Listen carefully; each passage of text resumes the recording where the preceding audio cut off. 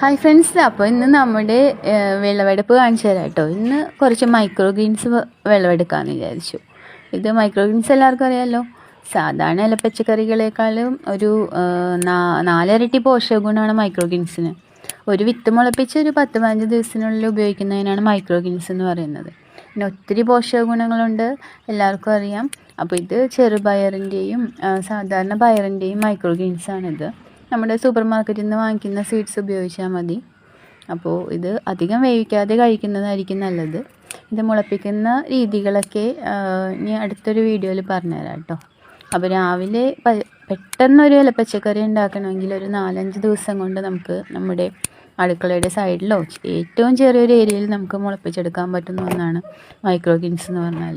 ഒരു കീടനാശിനി ഇല്ലാതെ നമുക്ക് ചുരുങ്ങിയ ചിലവിൽ ഏറ്റവും പോഷകമുള്ള ഇലപ്പച്ചക്കറികൾ കഴിക്കാം. കണ്ടില്ലേ, 4 കണ്ടെയ്നേഴ്സിൽ നിന്നാണ് നമുക്ക് ഇത്രയും പച്ചക്കറികൾ കിട്ടിയിരിക്കുന്നത്.